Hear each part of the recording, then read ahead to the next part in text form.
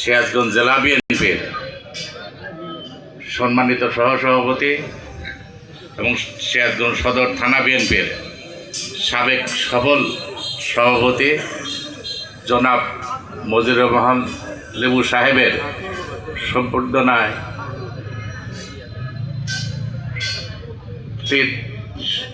সিরাজগঞ্জ সম্বর্ধিত ব্যক্তিত্ব জনাব মজিবুর রহমান লেবু সাহেব আছেন, জেলা বিএনপির সহসভাপতি কম্মার রফিকুল হাসান রতন ভাই উপস্থিত আছেন, থানা বিএনপির সম্মানিত সহসভাপতি লুৎফর রহমান বিয়া, সাংগঠনিক সম্পাদক বন্ধু জাহিদুর রহমান তারেক, স্বেচ্ছাসেবক দলের রুবেল, ছাত্র দলের দেবমঙ্গল ঘোষ সহ অত্র ইউনিয়নের আমার নির্যাতিত নেতৃবৃন্দ, আসসালামু আলাইকুম।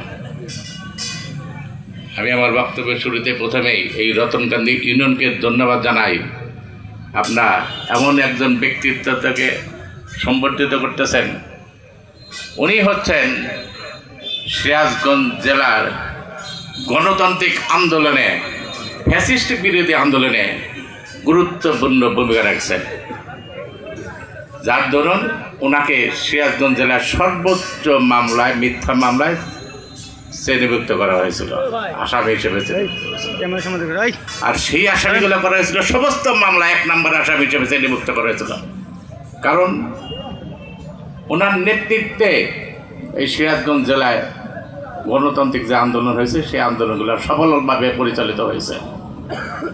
ফ্যাসিস্ট বাহিনী মনে করতেন যে মজিবুর রহমান লেবু সাহেবকে যদি আটক রাখা যায়, কারারুদ্ধ রাখা যায়, তাহলে সিরাজগঞ্জে কোনো ফ্যাসিস্ট বিরোধী আন্দোলন হবে না, যার জন্য ওনাকে সিরাজগঞ্জ জেলার সর্বোচ্চ মামলায়, সর্বাধিক মামলায় শ্রেণীভুক্ত করা হয়েছিল।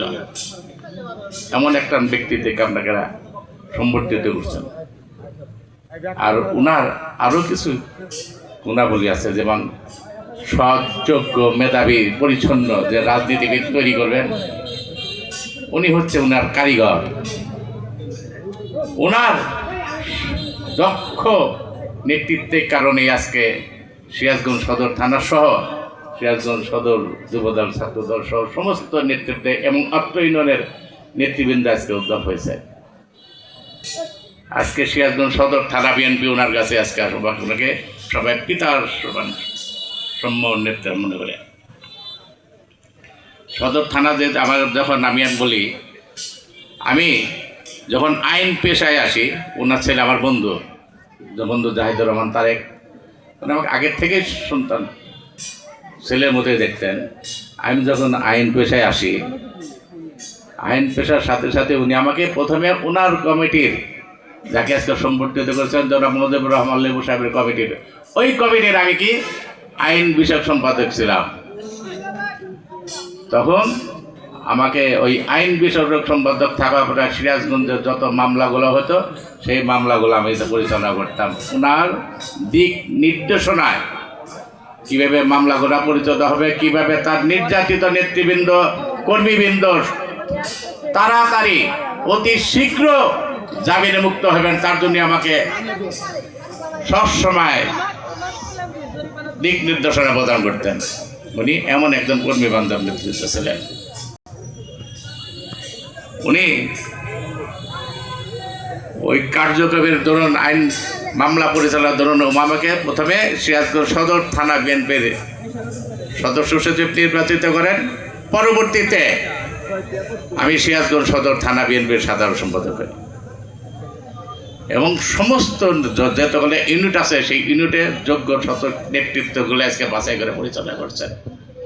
এমন একজন মেধাবী, যোগ্য, সৎ এবং দক্ষ রাজনীতিবিদকে আপনারা আজকে সম্বর্ধিত করতেছেন। আপনাদের প্রতি আমরা সিরাজগঞ্জ সদর থানা বিএনপির পক্ষ থেকে ধন্যবাদ জ্ঞাপন করছি। আবার পুনরায় আমি ফ্যাসিস্ট বাহিনীর যে কার্যক্রমগুলো পরিচালনা করতেন, সেই কার্যক্রমে শুধু বলি, এই ফ্যাসিস্ট বাহিনীর কার্যক্রম ছিল মিথ্যা মামলা, হত্যা, গুম তাদের প্রথম কার্যক্রম ছিল। আপনারা জানেন সিরাজগঞ্জে আজকে কতগুলো হত্যাকাণ্ড সংঘটিত হয়েছে, কি নিষ্ঠুরভাবে হত্যাকাণ্ড করা হয়েছে। সেই হত্যার পরিবর্তে কিন্তু আমরা কোনো হত্যাকাণ্ড ঘটা নাই, আমরা রক্তের পরিবর্তে রক্ত নিয়ে আসি নাই, আমরা লাশের পরিবর্তে লাশ নিয়ে আসি নাই। আমরা কি করছি, আমরা এই হত্যাকাণ্ডকে যেটা সংগঠিত করছে সেই হত্যাকাণ্ডের জন্য আমরা আইনের কাছে গেছি, আদালতে গেছি। যারা দোষী তাদের প্রকৃতভাবে যাদের দোষী তাদেরকে যথাযথ বিচারের মাধ্যমে জানে আইনি কার্যক্রম সমাপ্তি হয়, তার জন্য আমরা গেছি। কোনো অন্যায় অবিচার কার্যক্রমের অন্যায়ের কাছে আমরা যাই নাই। আমরা এমন ফ্যাসিবাদীর শাসন ছিল যে শাসক আমাদের গণতান্ত্রিক আন্দোলন করতে দেয় নাই। মুক্তিযুদ্ধের যে কথাটা বলা ছিল সেটা গণতন্ত্রের কথা বলা হয়েছে, আমরা সেই গণতন্ত্রটা পাই নাই। সেই গণতান্ত্রিক আন্দোলন করতে গিয়ে আমাদের অনেক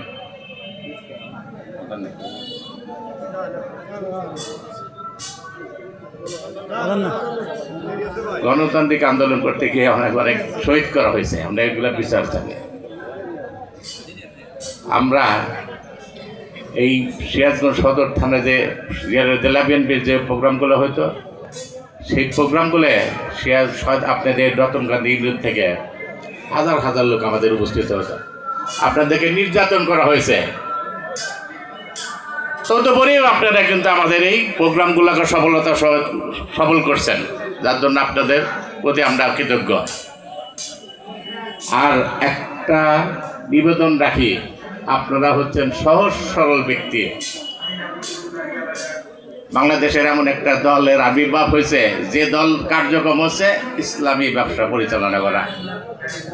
যে দল যিনি তৈরি করছেন, যে দলের উদ্ভব তিনি ঘটেছেন, তিনি হচ্ছেন মওদুদী সাহেব। উনি হাজার হাজার ব্যক্তিকে হত্যা করেছেন।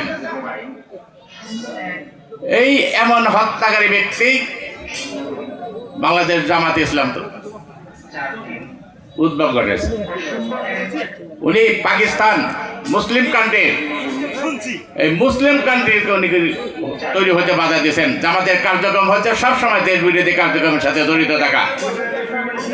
আপনারা জানেন বাংলাদেশ মহান স্বাধীনতা যুদ্ধে বাংলাদেশের এই জামাত ইসলামের কার্যক্রম কি ছিল।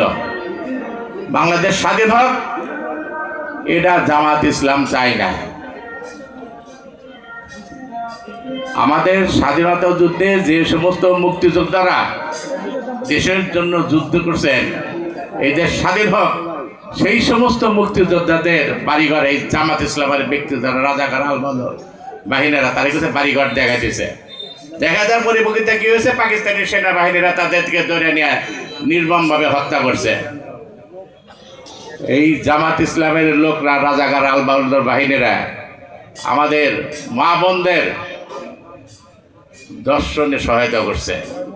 কত নারী দর্শিত হয়েছেন, প্রায় 2 লক্ষ নারীকে তারা দর্শন করছে, পাকিস্তানের সহায়তা করছে রাজাকার আলবদর বাহিনী।